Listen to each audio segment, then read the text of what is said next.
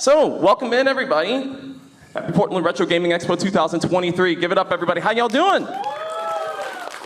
Awesome, awesome. Well, a little bit about myself, and it's so great to see everybody. I'm thrilled and honored once again to be a part of Portland Retro Gaming Expo. Just one of the most fun retro gaming conventions that I've ever been to, like in all these years. So it's been absolutely tremendous.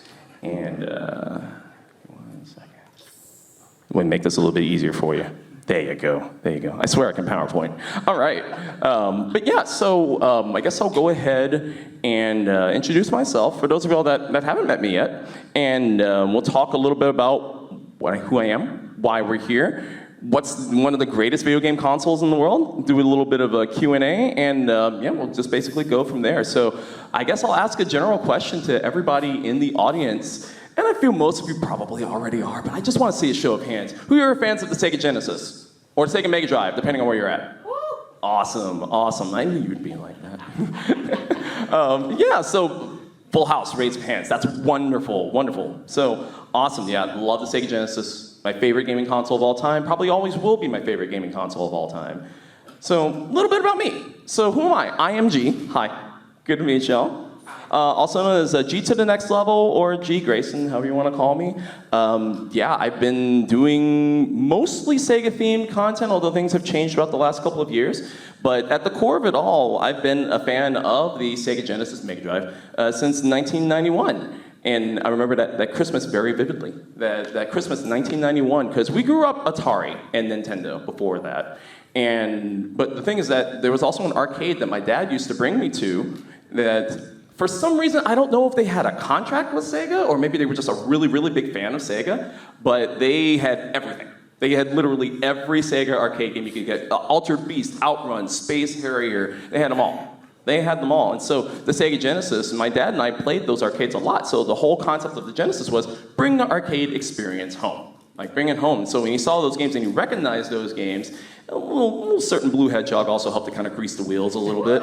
Yeah, good old Sonic. Good old Sonic. Wouldn't be here without him, to be completely honest. And but a little fun fact too, because my dad was like, oh, I don't know. My dad's a golfer, right? And one of the other launch games that came around with it was Arnold Palmer's Tournament Golf. And he saw that on the shelf, and he's like, is that a golf game? All right, yeah, we're getting this. So, and that's how we got the Genesis 91. I got Altered Beast, Outrun, Sonic, and Arnold Palmer's Tournament Golf. And so throughout the years, I actually went through, and I decided I wanted to collect for the Genesis. And a couple of years ago, I got every single cart that I needed for my collection that's in the US retail base. I'm still trying to truly complete it and try to get like all the missing manuals and boxes, but I completed the cart collection in November, Black Friday actually, on November 2017. The last card I needed was Dune 2 to Battle for Arrakis. And so yeah, got that. And then shortly before that, that's when I decided I wanted to do YouTube. And so it all really started from there. So I'm in Houston. It's like I live in Houston. Houston represent H-Town. And I was just trying to figure out how to really start things on YouTube. And so I met up with another YouTube creator by the name of Tyler Esposito. He used to run a channel called iRetroGamer. Now he runs a channel called My Retro Life. And he brought me in to co-host with his channel on iRetroGamer to kind of break through my shell, to kind of reduce the anxiety and the nerves of just like, oh, I don't know, people can like me, gonna like my style. And in the meanwhile, trying to figure out, what do I want to do to make my own channel? And thus, G to the Next Level was born, like out of that. And so, yeah, started off in 2016, and then in 2021, I decided to start doing Twitch. I decided to start doing live streaming on Twitch. Now, I still do YouTube. I'm actually going to talk about that in just a minute. But Twitch has kind of become my home, really, out of anything. And there's just something about the retro community on Twitch that is just so bussin' and so like, it's very camaraderie. We really look out for each other, and it's always intriguing to see new things and new people's escape and new styles, like how they experience games that you've never seen before, that you've never played before. It's wonderful. It's a wonderful little family. So, and that's basically what I do. I do retro game live hangouts on Twitch every Sunday, Monday, Tuesday, and Thursday. Tuesdays, I do what's known as Super Power Tuesday, where I actually do requests for random Super Nintendo games because I'm very unfamiliar with the Super NES catalog. So I want to try to play more Super Nintendo games and get requests from other people. And then we just go through a random wheel. It's a lot of fun. And then Thursdays, I do some of this retro chat and chill, where it'll be us just chatting about video games. We'll either watch something, or we'll do some art, or we'll do a tier list, or maybe we'll do other consoles that don't get enough love, like the TurboGrafx 16, PC Engine, like the consoles like that, because I love the TurboGrafx as well. So, but it always comes back to Sega. And notice this is why I didn't mention about Sunday and Monday. Because Sunday and Monday is what I do, what's known as Growing Up Genesis, which is basically a whole sub-concept for my channel, and something I've wanted to do for years that is finally getting started to share this with all of you. And so with YouTube, yes, Tuesdays and or Sundays, maybe both, depending on the content. And my YouTube channel, I'll be honest, especially for those of y'all that were here in the panel. Who was here in my panel last year? Okay, it's a lot of new faces. I love it, love it, love it. So, but of course, big ups to the people that were here for last year too. Thank you so much. Thank you so much for coming back. I actually had taken a little bit of a break from YouTube and just trying to figure out how I wanted to come back. And sure enough, yes, beginning on the 22nd, you're going to start seeing new content regularly on my YouTube channel. About time, right? About time, but it's all thanks to one little project, and that is Growing Up Genesis. So, what is Growing Up Genesis? You were probably curious about it. You saw the title of the panel. It's like, Growing Up Genesis, what is it? What is it? So, let me explain to you. But first, a little bit of nostalgia. 16-bit arcade graphics. You can't do this on Nintendo. Genesis does. 16-bit sports action. You can't do this on Nintendo. Genesis Does. Genesis Does. Genesis Does. Genesis Does. Genesis does. Get Joe Montana free, Pat Riley free, Buster Douglas free, Super Monaco GP free, or Collins free. Genesis does. What Nintendo don't? Buy a 16-bit Genesis system between now and October 31st and get an extra game. Genesis does what Nintendo don't. And it's a philosophy that I've kind of stuck with.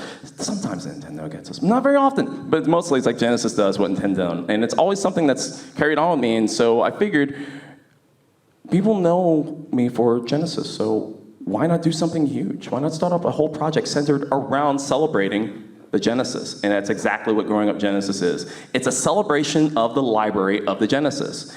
And I wanted to make basically a go-to source, and also a source of just, having fun with the Twitch chat, and also on YouTube, a go-to source for people to look up and see, okay, what about these games on Genesis I've never seen before? And I've played through almost all of them, so I was just like, why not share that with the world? So it's really 3 parts. So Growing Up Genesis is 3 parts. The main core of it is Twitch.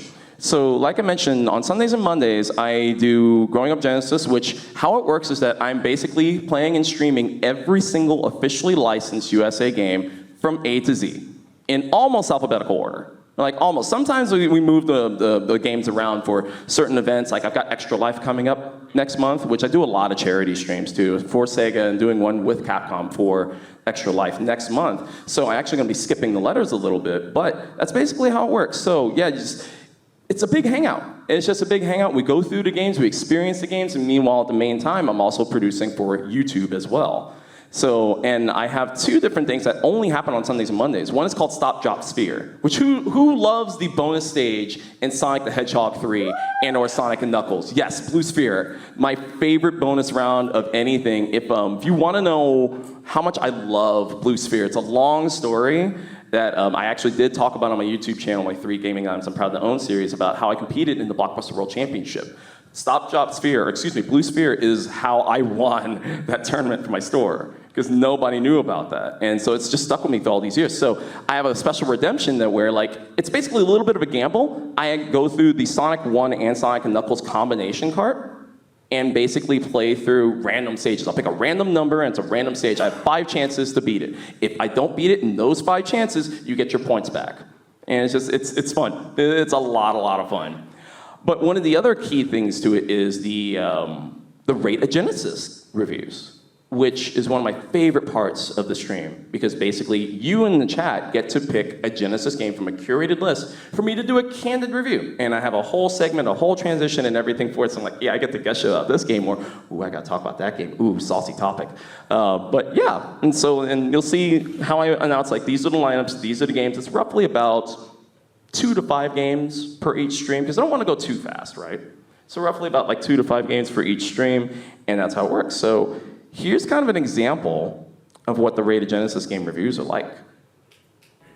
So yeah, who knows, without this game's existence, we wouldn't even have the Genesis today. Of course, I'm talking about Altered Beast. I'm talking about the almighty Rise from Your Grave that we all know and mostly love, but some don't. But the thing is that, yes, Altered Beast, of course, Sega classic, originally was released in the arcade, but was ported to several different home consoles and home computers. But the most infamous home port probably is going to be the Genesis, or the most well-known, I guess, really out of all of them. So this was a pack-in for many Genesis consoles before they're packed into the core system or changed it over to Sonic and various other games. But Altered Beast was the main pack-in that came with the game. So it's a side-scroller that's actually set in Greek mythology, where you are a warrior. You basically have to save your girlfriend, partner, spouse, whatever, from a guy by the name of Neph. And Neph is a shape-shifting deity in himself, and he has a whole slew of like different mutant creatures, cockatrice, like beastmen, all kinds, turtle men, all kinds of different beasts to take you on. But you yourself can also transform into a different battle beast. So every level is a different beast up until the final stage. The first one, you're a wolfman. The second one, you're like a fish merman style creature. The third one, you're a bear, and it just keeps on going from there and there, each one of them having their own unique powers. And it was just so cool because every time that you kick certain enemies, like the blue enemies, a little sphere will pop up. You collect it and you're power up. And you get gradually stronger. Power up. You get stronger again. Get a third one, turn into the beast. And you're basically that beast until the end of the stage, or if you die, game over. So the game is iconic in many, many different ways. In fact, Matthew Sweet made a whole like song about Altered Beast in several different ways. But so I loved this game when I was a kid. I was addicted to this game as a kid. Me and my dad played the heck out of this game as a kid. But here we are in 2023. How does Altered Beast stand up in 2023? Its repetition is what kills it. The downside about it is that once the novelty kind of wears off, it's kind of a basic side-scrolling beat 'em up to a sense. And it's one that also has its share of flaws, mainly within its very short distance from your attack and your range until you become that battle beast, right? Now, granted, when you become the battle beast, the game becomes tremendously easier until you get to the boss. But there are no continues, so that's something to factor in. Because remember, this used to be an arcade game. It's all about bringing the arcade experience home. So you don't get any continues, so you have to factor that in. But there is a two-player mode, which is nice. And it does get pretty gnarly in some of the boss fights, unless the stage 2, if you know the trick to beat the stage 2 boss in literally seconds, you can do that. It's still a fun game to pick up every now and then, but it is also one that I do understand is definitely flawed today, and I can see why some people don't like it. I'm still a fan, but on that note though, I don't think I can actually give Altered Beast today in 2023. I don't think I could actually give Altered Beast anything more than 3 Gs out of 5. So yeah, 3 Gs out of 5 for Altered Beast. It's still a good game. It's still a fun one to pick up every now and then, but literally just that, picking it up every now and then. I don't expect a whole lot of extended mileage out of it. And there you go. So roughly about, oh, thank you.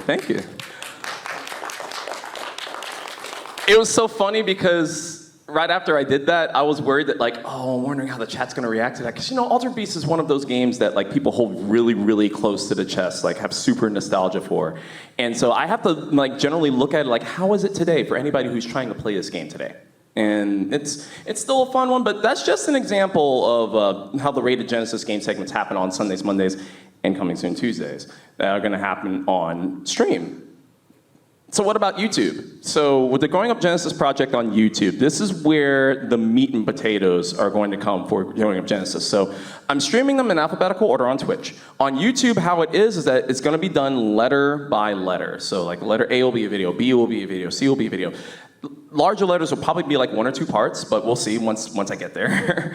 But yeah, that's basically how it is, and we'll cover every game.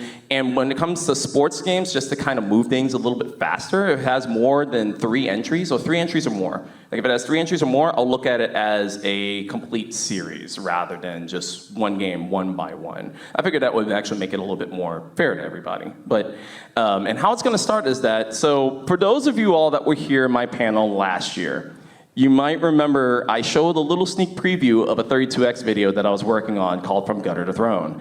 I actually almost completely scrapped that project because I was honestly getting kind of frustrated at the direction of where I really wanted to go with that. It seemed like, I felt like, oh, maybe it was a little bit too close to some of the other channels on YouTube and that sort of thing. But then I started doing Growing Up Genesis.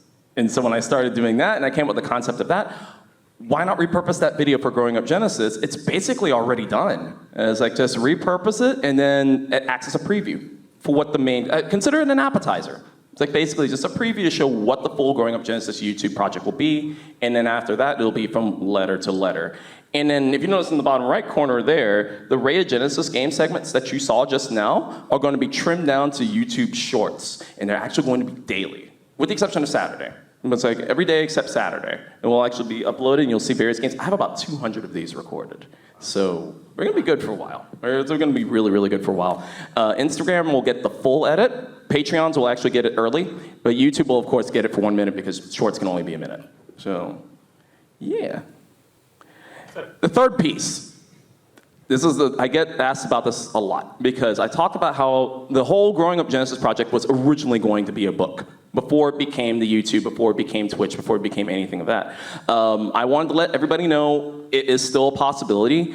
I did have to knock it down the priority a little bit just because, it's a one-person team. And, even though, yes, I freelance full-time, you gotta budget your time kind of wisely, and I figured to really build the Twitch and YouTube channels first before doing the book. I absolutely still want to do the book.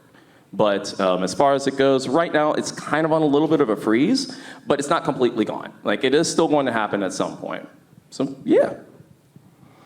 All right, but that's Growing Up Genesis as a whole. So I'm excited about the project. It's gonna be awesome, and I hope I'll see y'all there for it. It would be just tremendous. And if you do watch and you come here from PRGE and you see it happen, it's hey, I saw you talk about that on PRGE. Please let me know. By all means, please, because I'd love to hear y'all's feedback on it.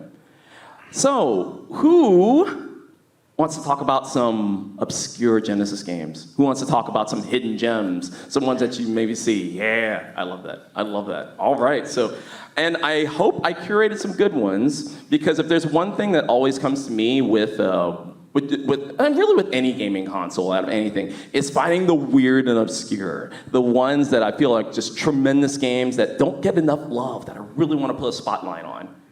And that's what we're gonna do today.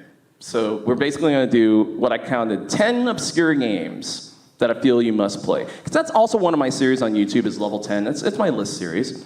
And consider this kind of like that, but just obscure Genesis games that you must play. And the first one, for those of you that have seen me in the Twitch chat, and however, the first one's gonna be very familiar. You're probably sure I'm gonna talk about this game. Yes, we're gonna talk about El Viento. I figured let's just go ahead and do it first. So for those of y'all that don't know, this is one of my favorite games of all time. Oh, actually, I just realized I had some music for y'all. There we go. So yes, so who here has heard of El Viento?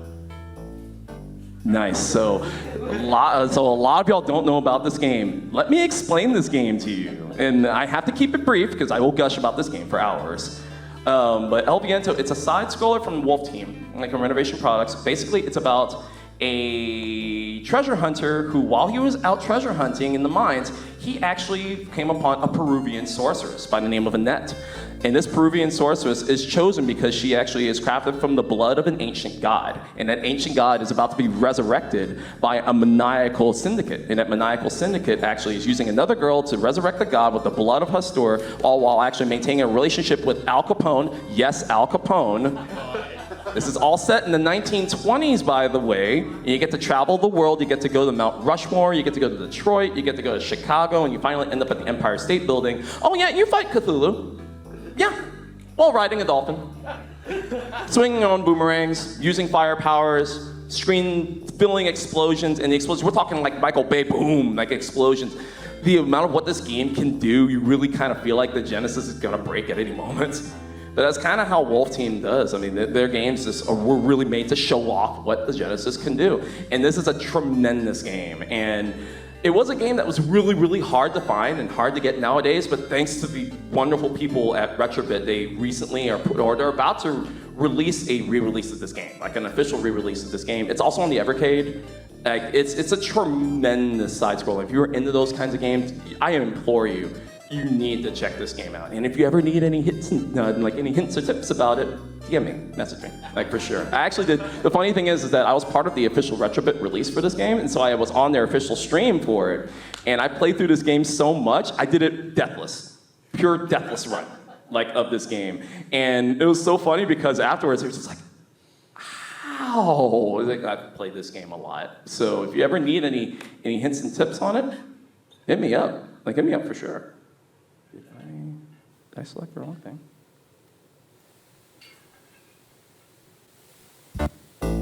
Oh, actually, I think there's just a break there. It's fine.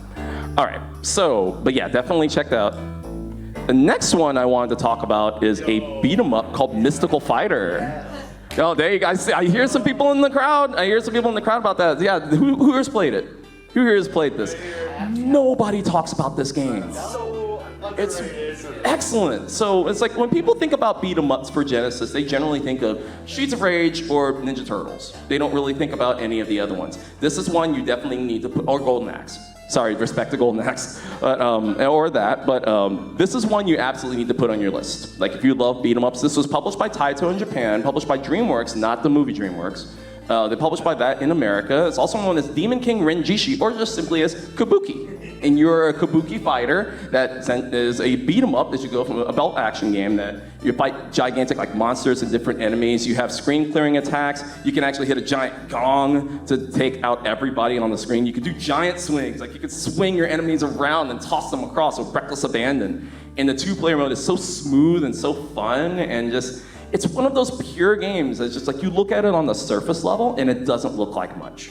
But when you actually play this, it's a blast. This one actually, it is a blast. It's good and challenging too. So, and so much flair.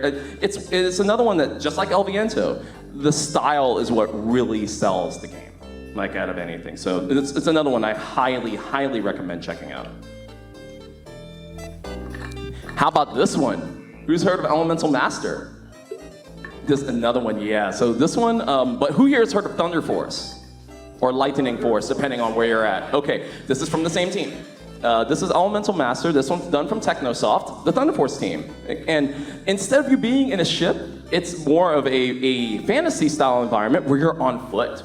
So it's a vertical on foot shooter that has, you can immediately feel the Technosoft vibes as soon as you start this game, complete down to the graphics and the style. It even has cutscenes and a story too. Granted, that story's kind of nonsensical, but it's a lot of fun, and you earn multiple different types. There's 5 different types of magic attacks that you could do, and you have the ability to shoot backward and forward. So even when you have enemies coming behind you, there's one downside I always never like in shooters and shoot 'em ups is whenever you can only scroll vertically and you can't shoot behind you. When enemies come behind you, Elemental Master fixes that. So you can actually shoot up and you can shoot down, and you can also charge some of your other events, your other weapons too, and you can create mimics of yourself that actually act as shields. So it's really, really cool. And the soundtrack is incredible. Soundtrack is absolutely incredible. It's from Toshihiro Yamanishi, the composer of Thunder Force 4 and the Genesis version of Dragon's Fury, aka Devil's Crush, or Devil's Crash. So, yep. The Elemental Master, this is one that really goes under a lot of people's radars.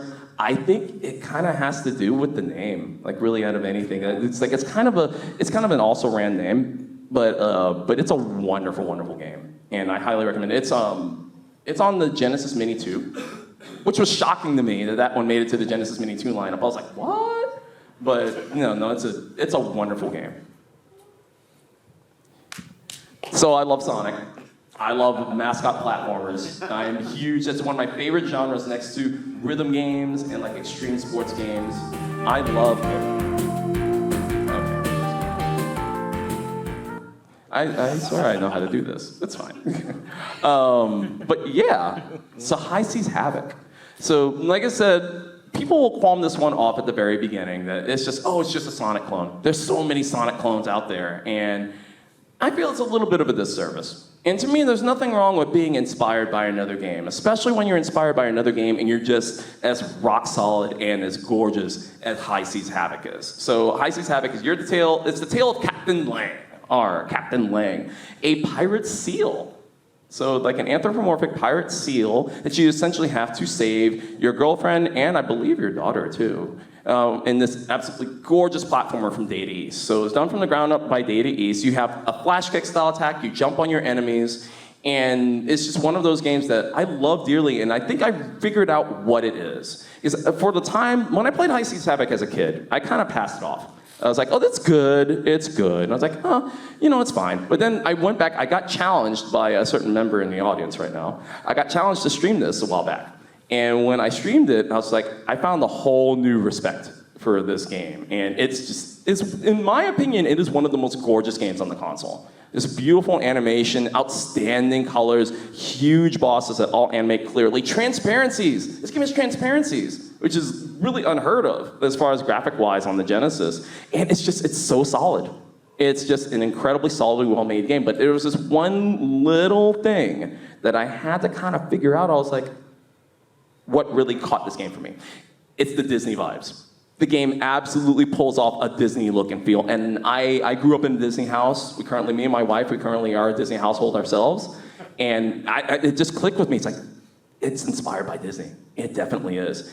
And another thing about High Seas Havoc 2 is that it has a great level of challenge. It's not too hard, it's not too easy. Once you start getting through it, the final level will take you a while to get past.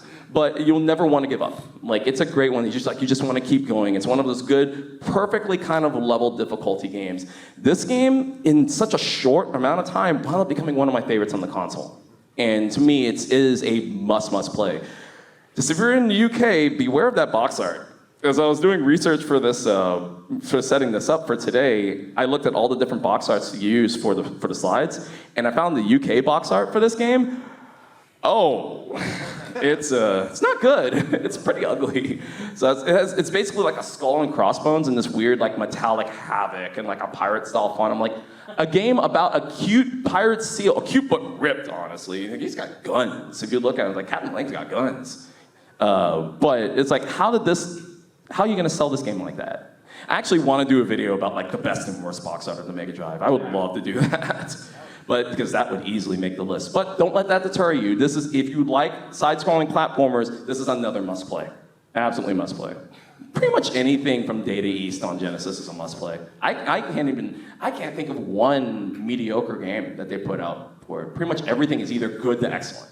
So it's really what it comes down to for Data East. Now, who here knows about Treasure Co? The developer Treasure Co? Treasure Co, Gunstar Heroes, Guardian Heroes, all that good stuff. So it's like, you know Gunstar Heroes, right? Well, have you ever heard of Light Crusader? Yes. So Light Crusader is another one that I feel, and I think I have a couple of reasons behind it. So this was a kind of a late release. It came out in 1995, that wonderful year of 95 for Sega.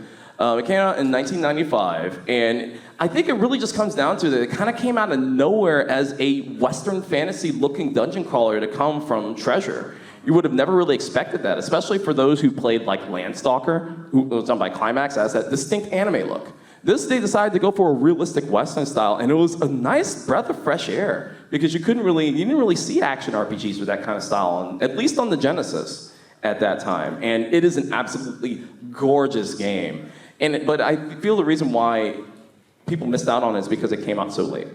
It didn't really get any kind of promotion, but I think one of the things I love about Light Crusader so much are the puzzles. So with every like Zelda-style action game, there's always a degree of puzzles, right? And the puzzles in this game are so much fun to figure out.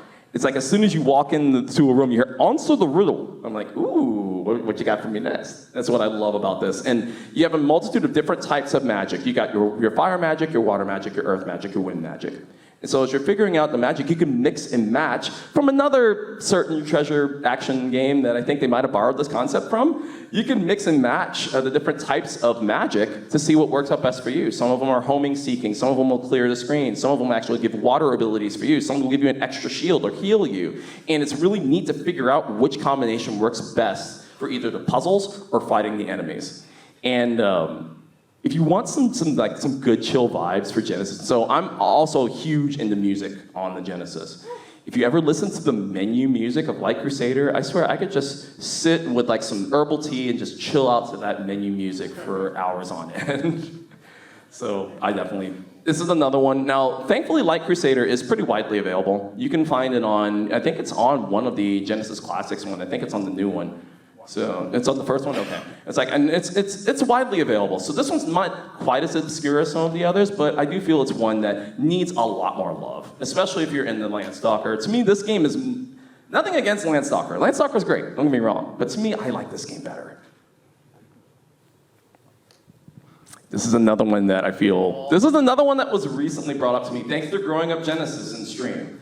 This is Devilish, The Next Possession. Devilish. This game is done by iSystem Tokyo and published by Sage's Creation. This one's actually a sequel, which I didn't know. The original came out on Game Gear. The original came out on Game Gear, and the sequel came out on Genesis. So let me break this down to you. Who here are fans of Breakout or Arkanoid? Okay. So the concept of this game is that a prince and a princess basically get possessed by this evil demon, and they're turned into breakout paddles.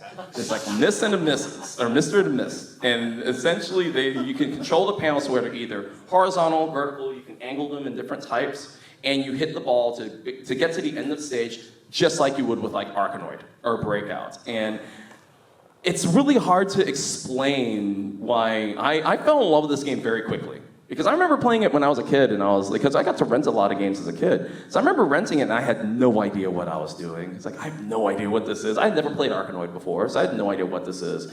But this is another one that I picked up during stream, and I was like, this is awesome. It was like, are we gonna do this again the next day? Yeah, we're gonna do this again the next day. It's like, I want another shot at this game. It's like, it's wonderful. The boss fights are also huge, and a lot of fun trying to figure out like where the weak points are and where to hit, where to find the bonus extra items. And then the music, the music in this game is incredible. It's done by Hitoshi Sakimoto, who is the same composer of Gauntlet 4.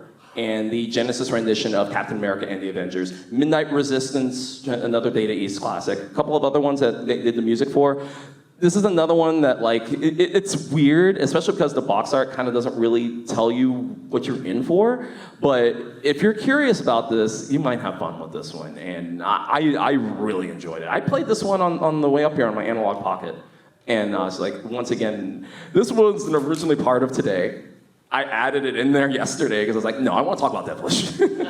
So it's like, no, it's a great one. It's a great one. Going back to space shooters now, this is Glay Lancer. So also known as Advanced Buster Hawk Glay Lancer.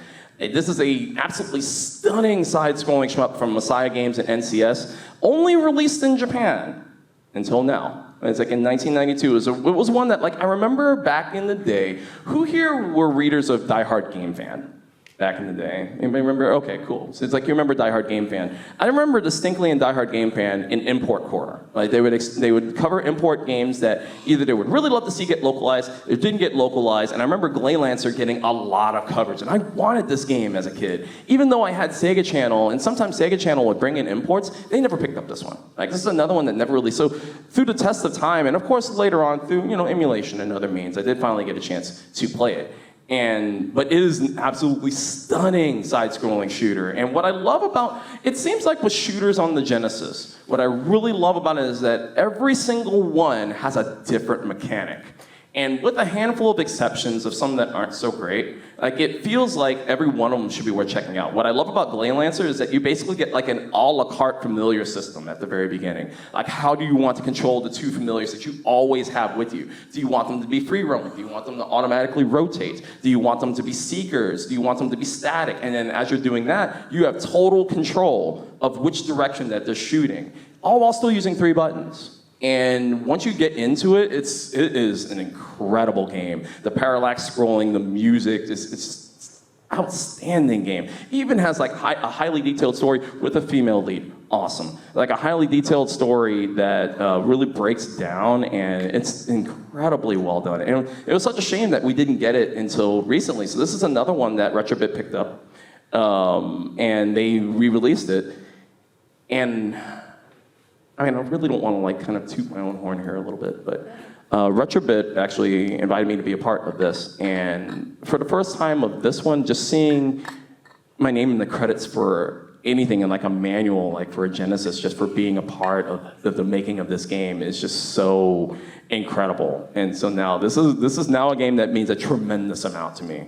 And so for anybody who decides to play Glay Lancer, if you do want to play it digitally, it is also available on the Switch. It was available on the Wii Virtual Console like back in the day too, but it was never like translated, like officially translated until now. So it's an outstanding shooter. And I mean, beyond being a part of it, you should just check this one out anyway. Like, great game. All right, next one is, this is Warsong. So one of the main things that I hear about Genesis, in fact, I did a whole panel at Southeast Game Exchange with my buddy Jay from Square Pegs about RPGs on the Genesis. Genesis doesn't have RPGs. I'm like, you're not looking hard enough. There's some really, really good ones. I mean, we might not have the big names like Final Fantasy and Secret of Mana and all of that, but we have Warsong, which is also known as Langrisser. What I love about this game is that it takes like that concept of a grid-based real-time strategy game, but you have full control of up to like 30 troops at once. It reminds me of a 16-bit version of Dragon Force on the Saturn. Like, very simple. It's very easy to get into. It is one of those games that, like, one wrong move could end your entire game, but don't let that deter you. The more that you actually learn about the strategic battles, the more that you will gain the skills, and you'll learn about the leveling up system, and there is permadeath, so you do have to kind of keep that in mind too. It's also known as Langrisser, the Descendants of Light, and also appeared in Japan on the PC Engine. So, but this was the only officially licensed Langrisser game up until, I believe, was it the 3DS or was it the PSP that got an official Langrisser release? But it all started with Warsong. And this one also appeared on the Genesis Mini too as well. So this one may not be obscure because I think most of you will know about this game, but you might not know about this version of this game. Marble Madness, one of my all-time favorite arcade games. I love Marble Madness dearly. However, who is familiar with the Western release of Marble Madness, the Electronic Arts release? Yeah, and so for the longest time, I thought that that was the only release of Marble Madness. Only semi-recently did I realize Tengen Games actually made their own version in Japan. And it's a lot more accurate to the arcade. It looks wonderful, it plays wonderful, it sounds wonderful. Cool, two other cool little extra features. It works with the Sega Mega Mouse, which is really cool, and it also works with the Master System Sports Trackball. So you could use both of those with it, and it feels almost just like the arcade. It's sick. It's sick. And it has music that doesn't make your ears bleed. So that's a bonus. So that's definitely a bonus. Unfortunately, trying to get a hold of this one is kind of expensive now, which is a dang shame. And one last one before we get to a real quick Q&A that I wanted to cover is a recent game. This one, so when growing up Genesis, I generally wanted to keep it the officially licensed games. But there's one unlicensed game that has become not only one of my favorite games on the system, but one of my favorite games of all time that I wanted to give a little bit of love to, and that is Xenocrisis. Who here has played Xenocrisis? Outstanding twin-stick style shooter where you're a pair of army people that basically just save the world from an alien invasion. That's what it is. Save the world from an alien invasion. The bosses are huge. The music is just tremendously done by Savage Regime. This game has now kind of become a tradition. Because whenever you have those games that like have multiple endings, where like you could get a bad ending if you do a certain thing wrong, or you can get the good ending if you want to know. Talk to me afterwards. I can show you how to get the good ending. But yeah, clear out all the aliens, take out the huge bosses, keep kicking butt, complete with 2-player multiplayer, no slowdown, no flicker. Game plays like an absolute beast from beginning to end, and it is tremendously awesome. And it's available on pretty much everything now. It started with the Mega Drive, and that's why I actually really wanted to call attention to it. The homebrew scene on the Mega Drive is so mighty. There's so many different cool unreleased games that you can get now. It's really fascinating, but Xenocrisis is really the one that sticks out the most. I love this game, and I know how to get the good ending. I still have yet to get the good ending. So one of these days on stream, it's gonna happen. It's gonna happen. So yeah. But much love to Bitmap Bureau, and much love for Xenocrisis. It's a tremendous game. All right, so we got a couple more minutes. So I wanted to go ahead and open up for a few Q&A, and then yeah, I'll just turn you over to the next person. So yeah, let me go ahead and get you first. So you talked about how you were releasing all these videos, and like it seemed like it was really structured. Like, how did you come to that decision? Is there like any data, or are you just making it up and saying like, I feel like this is right? It's more of a passion than really out of anything. There's no real like analytics. So what he was asking was like when doing the Growing Up Genesis project and the structure that I do for videos and whatnot, was there any analytics or research or anything like that beyond it? I mean, I've been doing YouTube for a while that I at least kind of have a general idea. Do I always know what I'm doing? No, absolutely not. But at the same token, it just really just comes down to a passion. And I love like being able to say, this is an anthology project. And so I wanted to kind of categorize, okay, this is what we're going to do. I love being able to make a list and being able to make a structure and go for it from there, and the passion comes out in the work. So, and it comes out in the stream. Like, I have such a wonderful time planning, okay, so this week is coming up. These are the games that are coming up. And it's like, I love it. I absolutely, it kind of feels like you're doing a TV show. And it's a lot of fun. But there's not really any analytics or anything like behind it. Not yet anyway. That may change. Like as the YouTube series starts going through, it might change, but as of for now, it's just more or less more of a passion project than anything.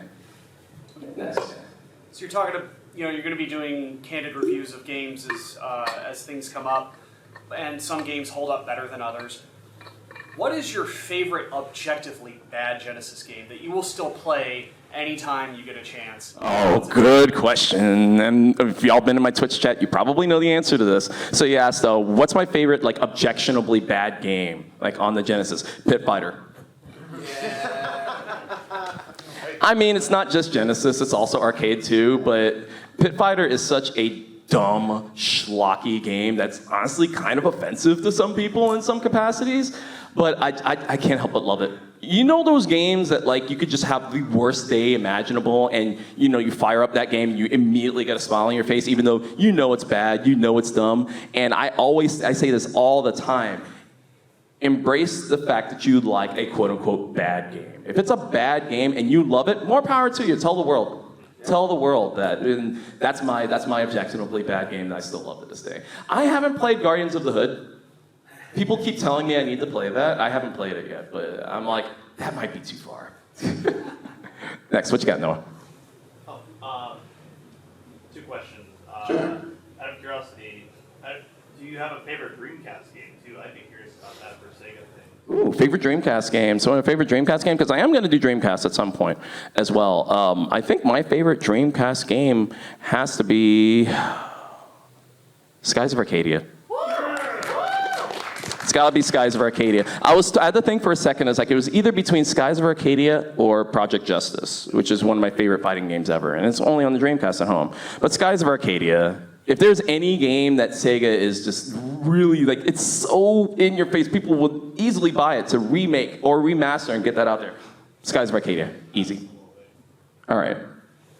Since you mentioned the fact that you were recommending other like homebrew titles, stuff like that, have you ever thought of diving into the ROM hack culture around Genesis? Actually, yeah. So he's asking, would I ever dive into the ROM hack culture on the Genesis? I would love to, because whenever I do the A to Z on Genesis, like once I get to the end of the letter, if I have time, I'll pull out like an unlicensed or an unreleased or a homebrew game, or maybe even a prototype or whatnot. ROM hacks are definitely on the table for that, especially when I get to Sonic. It's like when I get to Sonic, I definitely plan on really diving into some of the, because there's so many ROM hacks. Absolutely do. All right, got time for one more. How sincerely passionate you are about these games, but I missed the name of your channel. What's the name of your channel? Oh, so I guess that's actually just a good transition for that. Shame on me if I actually didn't mention it. The name of the channel is G to the Next Level. So yeah, G to the Next Level, like welcome to the next level, like with a G, like me. Yeah, that's the name of my channel. And actually, I made it real easy for y'all. If you actually want to see my links and everything, there's a QR code right there on the screen. Scan it. It takes you to pretty much everything I have. My YouTube channel, the Twitch channel, all my social media. Pretty much everything is all through there. But if not, then just search for G to the Next Level. You'll find me pretty much anywhere. But yeah. Awesome, awesome. Well, yeah, I guess that's it for me. So thank you all very much. Appreciate everybody for being here. I hope to see you all on the streams, see you on the YouTube. And as I always say, be you and be awesome. I'm G, and I'll see you on the next level. Thanks, everybody. Please don't forget to like and subscribe, and to the right are a few more videos from the Portland Retro Gaming Expo 2023. Thanks for watching.